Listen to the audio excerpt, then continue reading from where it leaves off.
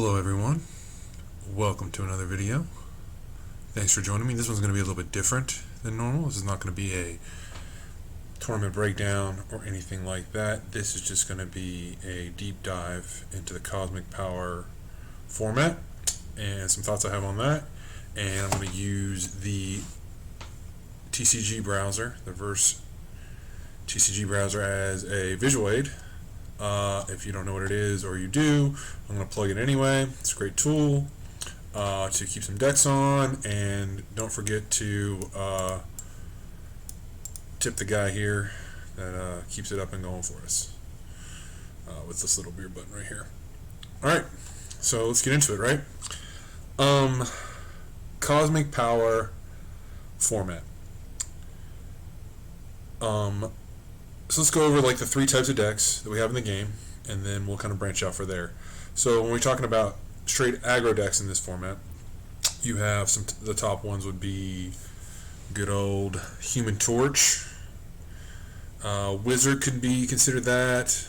He's very non-linear, so he could be a kind of a aggro control hybrid. Maybe put a combo in him for him to protect, since he's a flyer and he's very defensive. Mr. Black, very aggressive, wants to wound you down quickly. He's got the wound acceleration. Black Bolt, I've always found Black Bolt to be very aggressive when I've built him, and played him successfully. So then after that, I think you have combo. I don't have Kitty Pryde Star-Lord here, but she would definitely be one of the combo main characters. Another one would be Doctor Doom. Don't have him either. I don't know. Apparently I'm not prepared. And then Mr. Fantastic would be another one. Any of the two inventors, right? They can go get the machine, do machine Valkyrie combo, that kind of thing. I do think I have Valkyrie on here somewhere. Probably. Yeah, good old Valkyrie. And the machine that reduces the cost, taking like Dinosaur and looping her infinite times, or a negative counter and stunning down the board and all that kind of thing.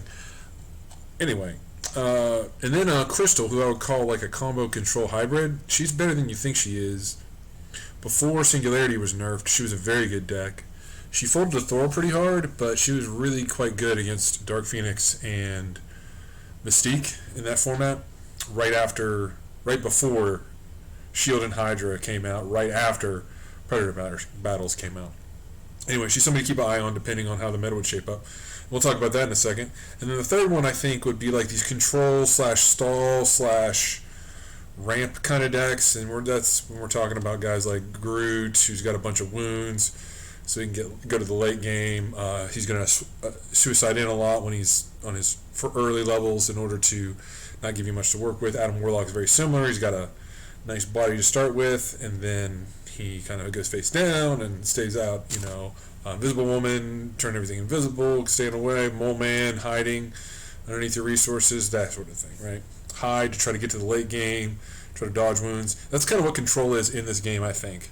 You do have guys like Wizard that have this like big suite of plot twists they can play and that are versatile, that could possibly get into a very control style game, but mostly it's hiding in dodging wounds, healing, that sort of thing is what is control in our game versus 2PCG.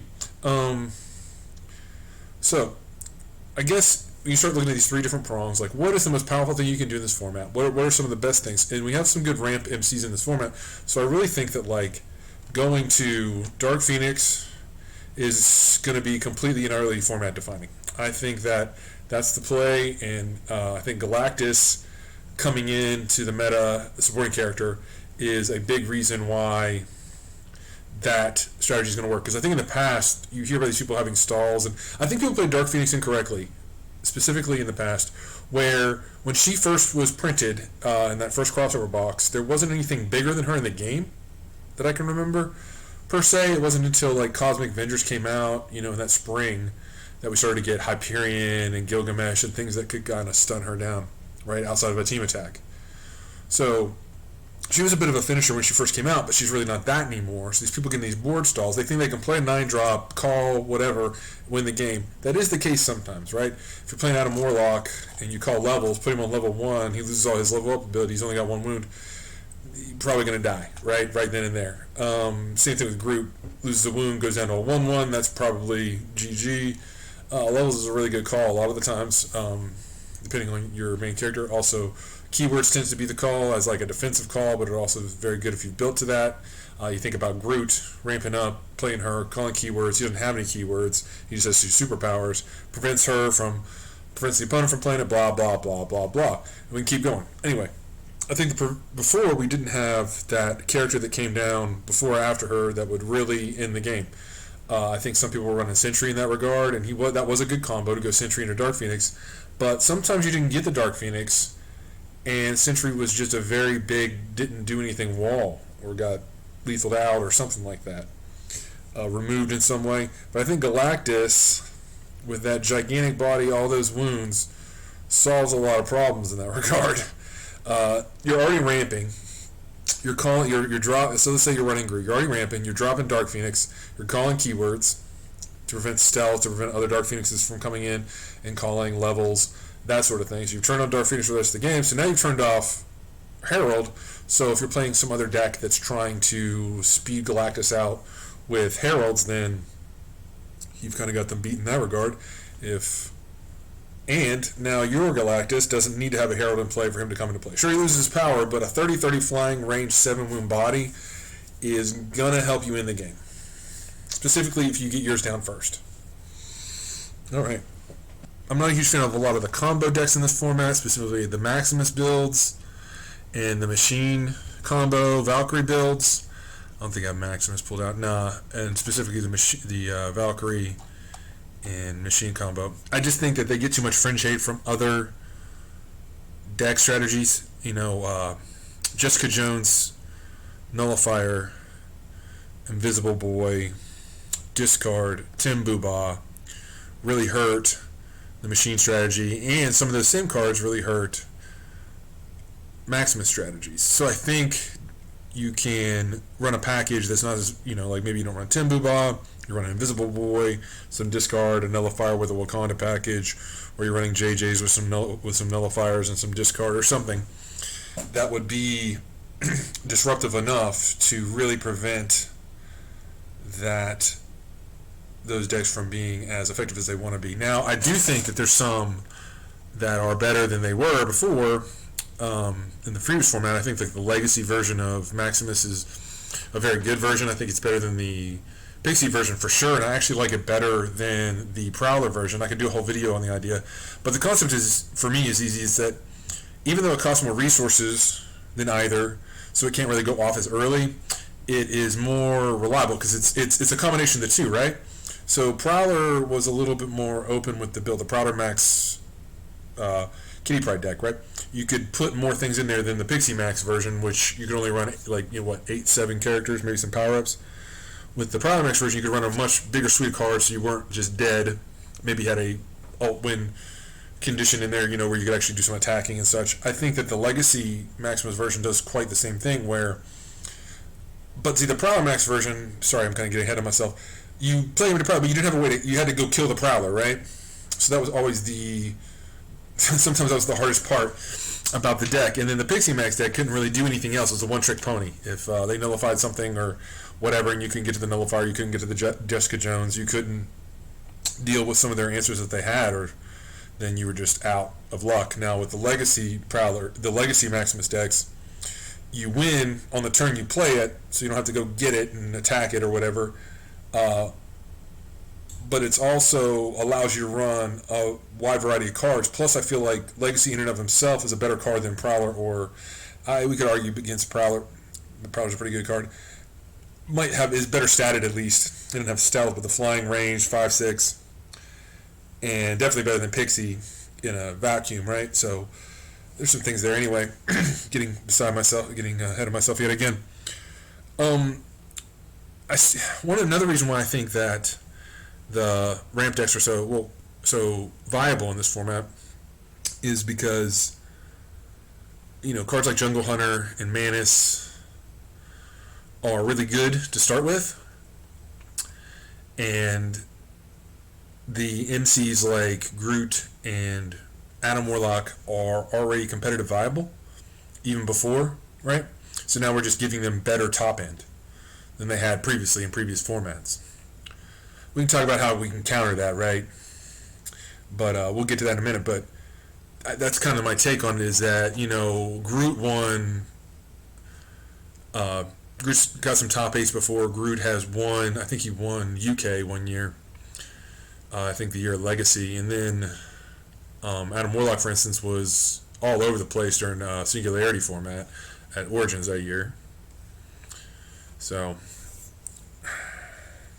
also, I think that those decks have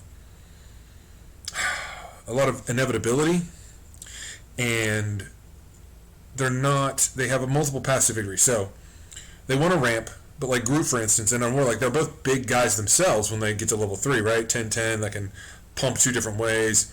A 13-13 that can tutor up a one-of-a-kind soul gem, right? It's pretty good stuff. Or if it has a soul gem, destroy a one-of-a-kind, some pretty good powers, right?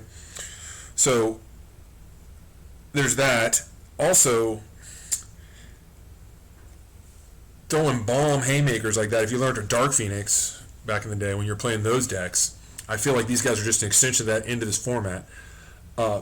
Because when you're that kind of a bomb thrower, when you're just dropping these massive fatties that are just very, very impactful on the game state and on the board, you have a lot of really hot top decks in the mid and late game. There's a lot of cards you can draw that are going to help you get out of situations. There's a lot of cards you can draw that are going to really impact the board in a positive way in your favor. There's a lot of ways for you to come back. You get hot, you draw a couple of big bombs off the top, and you can do a lot of work. Also, it's a very linear strategy, so it's not hard to play. You can just kind of ramp as much as you can and then just start dropping your bombs one after the other. I think that's why there's a lot of people that were successful with Dark Phoenix, playing her, because it was a very linear strategy, very easy to play. The mirror had a little bit of play. The mirror had a lot of play to it, where you could bait people into leveling you on your turn, so you could, and some things like that. There were some interesting plays when you're both sitting there holding, or maybe you're holding, maybe you're not holding a dramatic entrance and those kind of things. But I see it very similarly. I would be very. I think you'd see a lot of it is because it's a very linear style of play. It feels powerful because you're playing huge, big things that can just steamroll somebody. And yeah, all right. So I also think that it's a better version, like these hard ramp versions that actually permanently increase your resources. I like a lot more than the Heralds. Where's Airwalker at? Than the Heralds, because if I do get my Dark Phoenix down before you get your Galactus down with your Heralds build, then I completely shut off your Heralds, and you're just going to have to naturally get to 12, and I just don't know if you're going to have enough time to get there and do that to be able to win the game at that point. Mathematically, there's some interesting things, because so you think about running a Herald main character. Do I got any Herald main characters? I don't think I do. You start running a Herald main character, that reduces it by 1. And then you play another Herald, that reduces it by 2, right? You play like our good buddy down here, Airwalker. He might be able to get 2 more reduced for you. So he's reducing it a total of 3. Your main character is reducing it 4. So there now makes it an 8 drop, right? So that's playable. So I got to get my 9 drop. So you got to have all those cards, right? You got to be playing. You got to be leveled up. You're level 2 Herald MC. You have to have Airwalker. You have to play him. He has to live, and you have to have 2 resources to activate him, or another Herald. If you do play the other Herald, remember you're spending those recruit points. So then you got to keep Airwalker alive again for another turn. So you see where the difficulty comes in, and those kind of things. So I just have to ramp the one time on the play. Now I'm at 9 on turn 8. Play Dark Phoenix. Boom. Then you're just kind of out of luck, right? And if I'm running 8, 12 cards that ramp me, I don't know what the number would be, I'd have to test it out a little bit more, then you could be in some serious trouble in that regard. Now, we'd have to go and do so much testing. I just think that it's less fragile. Like, permanent resource increase is less fragile than these guys that come into play that could be nullified. I mean, you can play Nullifier on Heralds of Galactus and turn it off, right? I mean, that would be a good play. Stall them out, then they got to, spend a turn to get that null off. Then you can, play your Dark Phoenix Call keyword. Just some different ways to go with it. So I think Wakanda Nullifier is definitely a must in this format. I think a lot of the gems are really good, like the time gem, for instance. You don't have to run Gardner. I mean, you could run a Gardner package. I don't think you're going to protect him too well. It's not about his ability proccing so much as it is about getting the time gem for free on turn 4. But I think it's fine at 6. You played at 6, you go find another location, permanently increase it, that one, I think, from going to 6 to 8. That's pretty powerful. If you ramp one other time, then you're going to 9, With Wakandas, you can definitely probably have a Wakanda yellow. Is very valuable to have by turn 6. In order to play that, do it. Groot is on blue, Adam Warlock is on blue. They make a lot of sense there. Invisible Woman's on blue. So it makes a lot of sense, that kind of a play, right? And I think that if you're playing the Herald's build, I think what you were talking about is like, it's not a race to Galactus, it's a race to Dark Phoenix. It's a race to Dark Phoenix to turn off the keywords, as opposed to us trying to get our Galactuses down first to hit his abilities, right?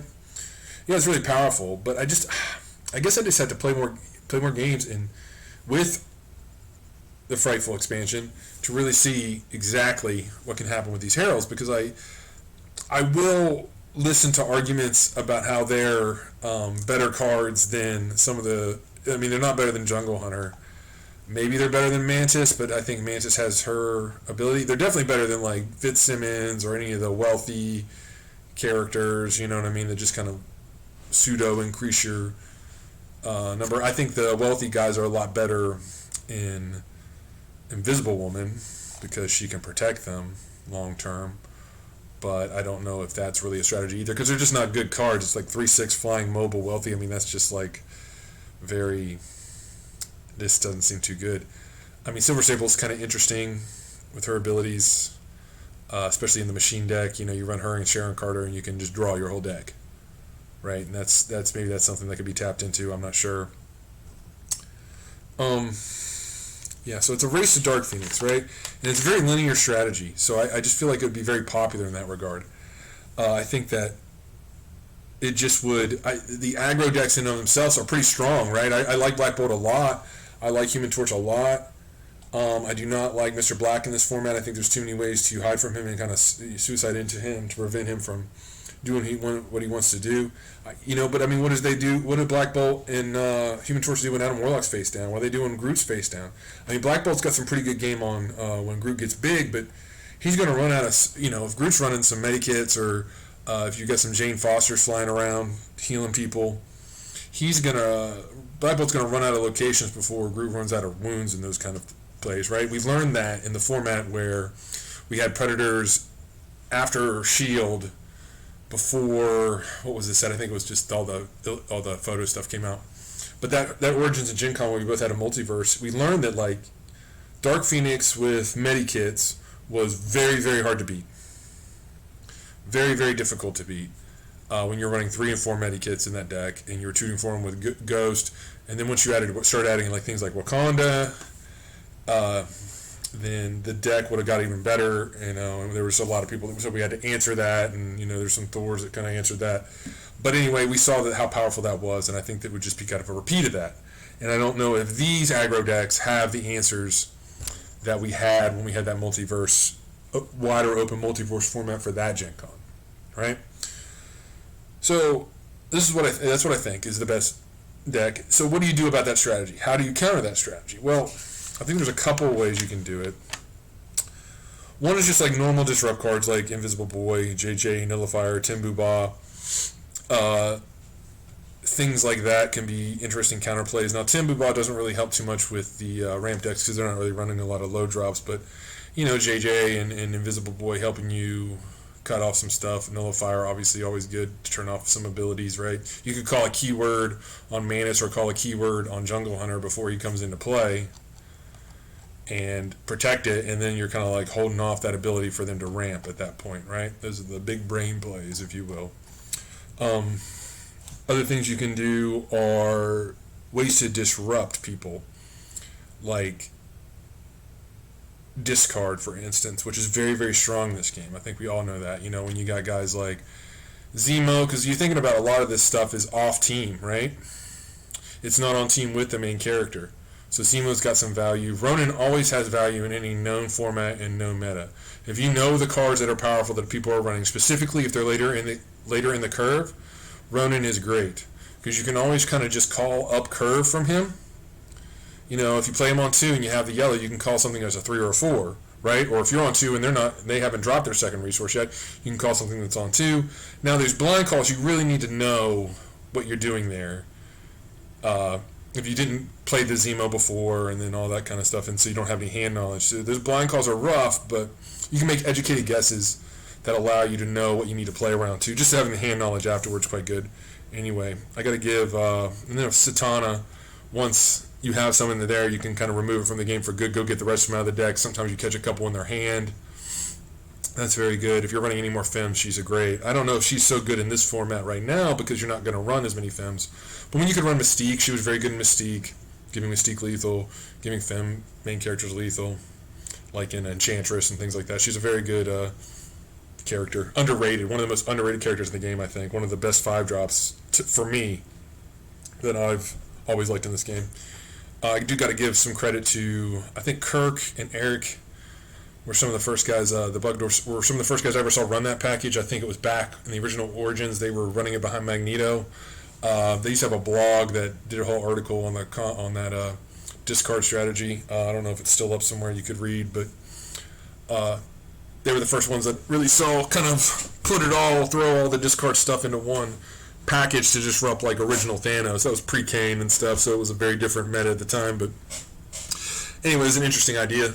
And I think it's worked again. I mean, we basically took that sort of a package and ran it behind Thor one year to counter Dark Phoenix at Gencon, and it performed pretty well. 2 of us made the cut and had a pretty good day whenever we played Dark Phoenix or Mystique.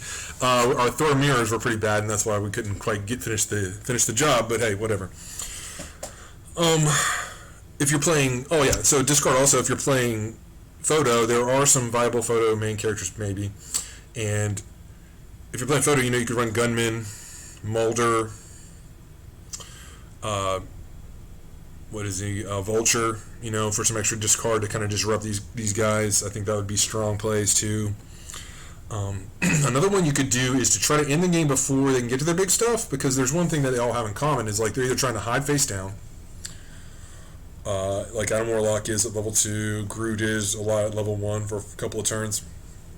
Or Invisible Woman, for instance. So what you can do is try to wound them down quicker before they get to all their big stuff. So running like Devil Slayer packages, right?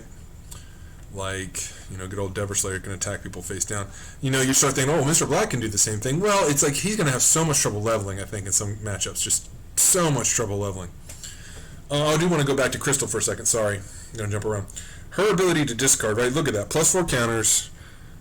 4 + 4 counters, 4 - 4 counters, draw 4 cards, choose and discard 4 cards. She gets out of hand really fast. You do that, it's a lot easier to do that 2 times in back-to-back or very close to back-to-back turns in the mid-game than you think it is. The cards are there for you to do it. She's really rough against aggro because she gets so far behind early, and then sometimes she just can't get big enough. But against some decks that are slower, that are taking their time, that are kind of reacting to you, that are kind of like waiting to ramp and then drop the big things, she could just nuke their hand, get huge, and then just take the game over, and they just never have cards, right? So it's something to think about, right? If you really thought that think the room, if we drew Gencon today, I think the room would be a bunch of ramp decks like Adam Warlock or Groot, probably Groot. I'm kind of leaning more and more to Groot the more I look at this stuff.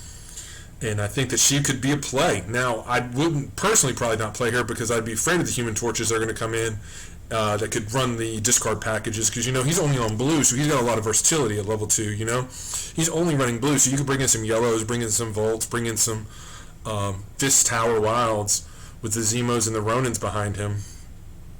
When I say behind him, literally behind him in the back row because he can stand up front, put a bunch of counters on him and protect them.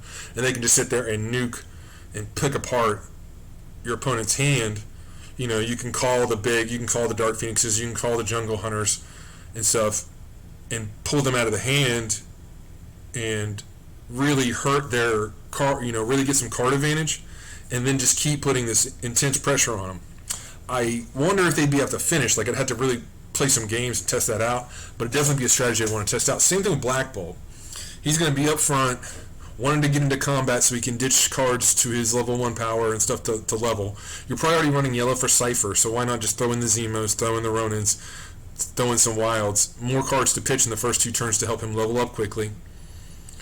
So, yeah, and he can protect a back row as good as anybody. So, another thought there. Underrated main character. I think he's seen a lot of play in the online events because he is powerful. Wizard even. You can put him behind Wizard. I mean, he's on yellow, sort of. So, red and yellow, he can stand up front, protect him with all his plot twist versatility. And, there's a lot to be said about interaction. And there's probably no main character that we have that is interactive as Wizard right now. A lot of times that's the best answer to mirrors. It's the best answer to aggression, is to be able to interact with them in combat and being able to drop savage surprises and those kind of things. He'd be really hard to play around, basically. Their math would be bad a lot of the times, and they'd be having to take some very loose attacks. But back to that Devil Slayer package, right? So we need to get him big enough to stun these guys. So we need to get him to 8, or, because that's Adam Warlock level 2, Groot level 2 is 8. We need to get him up to 10, because Invisible Woman level 2 is 10, Groot level 3 is 10.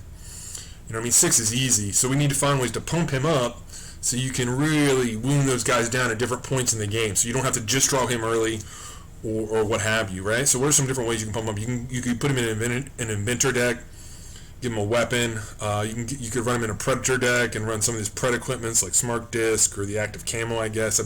We're not quite to the level we do. This gives him up to 7. This one's 8. That's a good number, right? Even the Machine +2/+2 to all your supporting characters. There's a soft 5, and then you could put something else on him to get him up even more. You could use Molecule Man and put some +1/+1 counters on him by sacking other characters or sacking... Yeah, stuff like that. You could throw a Quinjet on him. You could put a Power Loader on him. It's going to be tough to get to the 10. What is it? There's Might Makes Right. Great Teacher gets him up to 9. So like 1 counter Great Teacher, or Great Teacher in Machine. The Pulse Rifle gets him up to 6. Also, plus to anytime he has range, because he won't get struck back, because they're not going to have range while they're face down. So that's something to keep ahead in your mind. The Plasma Pistol and the Hydra Assault Rifle are also something to keep in mind, because they, those are good. Hydra's maybe not the best team, but, running a heavy agent build, because you can play this for free at that point on an agent, so you can get some extra value out of that. Fitzsimmons is a really good card. That sort of thing. Maybe run some Hellions so you can get extra attacks once you put the weapon on him or something like that. Good old Diablo's a really interesting one, because, for a green, you could give him, like green-blue, you could give him ranged and +5/+0, and he's like 8/1 ranged, right? So that's interesting to give him Earth and Fire. I don't know what that is per se, but and you could keep pumping him, right, over to other turns if need be. So I think that's pretty much all. I think there's some others. If I miss any, throw them in the comments. I'm sure I missed something. Let me know what a good Devil Slayer combination is. There's also you could play Devil Slayer and Copycat on the same turn. At turn 5, that's not too late in the game. You're probably looking at level 2 Groots and level 2 Adam Warlocks at that point. You're probably looking at a big, so they can't team attack, but at the same point they could both attack a face down character. So there's a way to pump them both. Say you put the Machine out, they'll put 1 at 5, 1 at 6. Drop some counters on them, something like that. You can figure something out. Might Makes Right, one of them. Great Teacher, one of them, something like that, right? But when you're expending cards like that, normally that's probably too many cards to expend to try to do something, but you're wounding, and anytime you're expending cards to wound like that and accelerate wounds is very valuable. The 3 most powerful things you can do in the game are heal wounds, add extra wounds, draw cards, and those the only thing more powerful than those 3 things really is things that say win the game, like Maximus or what have you. So Maximus combos and what have you. Deadpool, Gamora, that kind of thing. Those are the only things. Green Goblin. Right. Anyway, we'll keep going. Other ways to do that too. So another way to do it would just be to run like Soul Gem, Reality Gem. It's an interesting strategy, right? Flip them face up again, put some more wounds on them, that sort of thing. Or always remember, Reality Gem can hide your guy, your main character for a turn. It can daze their character to get equipment off of them, or get the nullifier off of them, or get a bunch of counters off him, whatever you need to do. And it's a free play on Collector, and his yellow ability is quite good against a Galactus or a Dark Phoenix that's called Keywords. He would lose Elder of the Universe, but that's a different story. Lastly, but not least, I think there's also like this idea of reverse ramp, or because I say reverse ramp and not just location destruction, because Mole Man destroys locations, right? With his whole, what is it called? Like, his Mole Man, his burrowing or whatever. But a guy like Karnak's ability to choose a number, one or higher, and they can't recruit or play cards that cost that number until your next turn, is interesting, because he could just shut down a machine combo deck by calling 1, and now they can't play anything that costs 1. Or he could, call 12 and they can't play Galactus on the next turn. Things like that. So interesting. He's hard to level. He's a difficult level, but he's got 6 wounds. His stats aren't the worst. His team is controversial on whether or not they're good. Probably not the best. But it's something you could try, right? If you get it to work, people wouldn't see it coming. And if you could get those numbers down and those calls to make those numbers, but it's a very non-linear strategy that's going to leave you a lot of micro decisions inside the game that are going to give you opportunities to make the wrong call. And that's not necessarily what you wanted to do at, say, a Gencon, where you're going to be sitting around for 7 to 9 rounds making the decision for hours on end. Right? You're going to leave yourself a lot open. That's the same thing with Ronin. Making those open calls round after round is difficult. You'll rack your brain. You're in timed rounds. You miss it. You know what I mean? You didn't write down their hand correctly. Things like that could happen. There's the Avalanche from Brotherhood. I don't like him a lot because I think Brotherhood's a pretty bad team right now. But, hey, have fun. Try him out. Chakra I like. I think he's underrated. I like how he turns down for red, blows it up, draws cards. Pretty cool. Just turning it down, drawing a card is pretty good, and then blowing it up, that's even better. 8/3 is really aggressive. I like Boomerang a lot on 4. I think a lot of decks need to run him. He's probably the best, most useful, and versatile 4-drop. So this would give you a nice 4/5 team attack, even they are 1 wounds. That's kind of rough. I think that the 3-drop, the super fast guy, Speed Demon, it's pretty solid too. So that could be an interesting strategy that you could run with another main character somewhere along we've seen here, where you're like trying to blow up locations using the support characters, maybe running a Sinister Syndicate sub-theme or something like that. Could be interesting. Could be good. I think the biggest problem with the resource destruction, denial-y kind of decks are that they're so resource heavy. It's the same problem I have with Invisible Woman. You need to get a bunch of locations, specifically yellow locations, and you need to proc them multiple times in order to level up at all. If you don't see those locations, you just lose the game.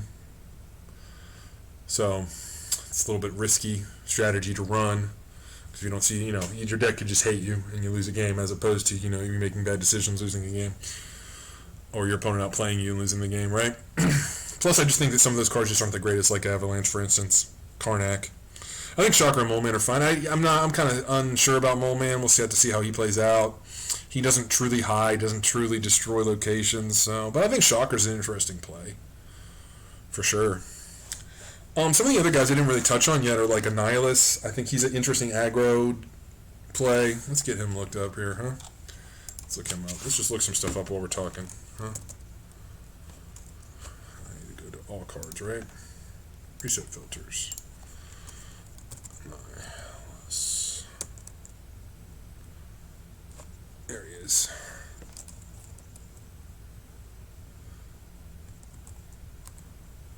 Yeah, there we go. Good on Annihilus. His ability to dodge wounds, search stuff up, and then the fact that he could have in his deck the Negative Zone. Negative Zone is good, man. That card is just, I mean, that's understatement of the year. Negative zone is good, Adam. Awesome. Um, the green ability, right? There's a lot of characters we're talking about there. He's on green, for instance. Turning that character face up, it'd be the exact same thing you're doing with Reality Gem, right? So, it'd be interesting running some Earths in there, trying to heal that wound, heal or just put that wound on to accelerate stuff. It doesn't say they have to be face up or anything like that. So that would be an interesting strategy. I also think Cosmo is a very unique counterplay here. His ability to turn stuff off at level 2 every turn, calling, he could basically just keep heralds off for the game, and then they can't get to their Galactus, or call Jungle Hunter on turn 6 or something like that, and they can't play the Jungle Hunter, or not letting characters do what they want to do. He's a very interesting play in that regard. But alright, I think that's pretty much it for what I'm going to say. I think I went through everything I wanted to talk about. Let me know what you think in the comments. Let me know what you think on the collective or the Discord. Did I miss anything? Am I completely off base? Were there some cards I should have talked about that I didn't talk about? But anyway, I guess I'll see you in the